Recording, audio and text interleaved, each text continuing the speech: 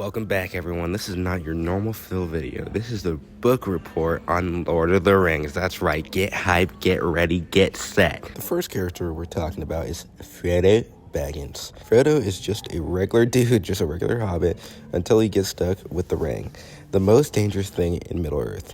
He has to take it to Mount Doom to destroy it, but the journey messes him up. The ring slowly corrupts him, making him struggle between good and evil. Even though he succeeds, it changes him forever, as he ends up leaving Middle-earth for good with Gandalf. Speaking of Gandalf, he is the second character I want to talk about.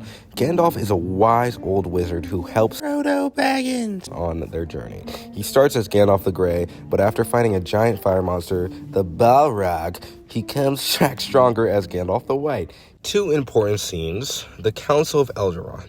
This is where a bunch of important people, men, elves, dwarves, and hobbits, argue about what to do with the ring. No one can agree, but in the end, Frodo steps up and he says he'll take the ring. This moment shows his bravery. The second most important scene is the destruction of the ring. After traveling all the way to Mount Doom, Frodo finally stands over the fire and decides not to throw the ring in, like seriously. The ring has completely taken over him. Gollum shows up, bites Frodo's finger off, and falls into lava with the ring.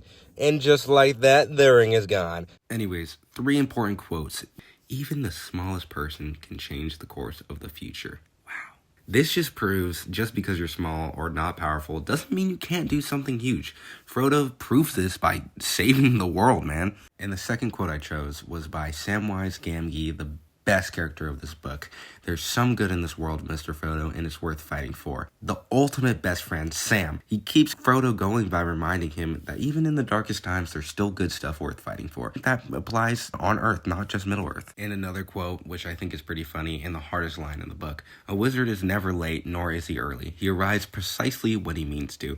By Gandalf. Gandalf says this to Frodo when he arrives in the Shire after being gone for a long time. It's funny, but very wise. The line shows that Gandalf's mysterious and confident nature. It also reflects the idea that some things happen when they're supposed to, not necessarily when we expect them to. And this is a quote I will live by, even though I'm not a wizard, but it still has some great meaning. A short bio about my man, J.R.R. Tolkien. J.R.R. Tolkien lived from 1892 to 1973, was an English writer and professor. He fought in World War I and later taught at Oxford. He loved old myths and languages, which inspired him to create the Middle-earth.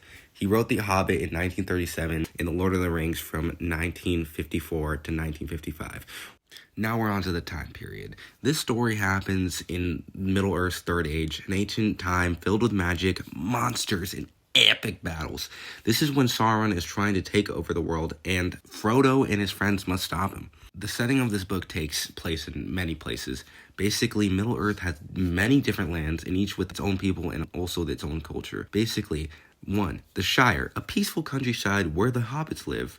Rivendell, a beautiful hidden city of elves. And Mordor, a dark, evil land where Sauron rules and Mount Doom is located. And Gondor and Rohan. There are 2 human kingdoms that fight against Sauron's armies. Basically, Middle-earth is like a mix of medieval Europe and fantasy, making it very unique in a detailed world. Thank you for watching. All the credits go to me.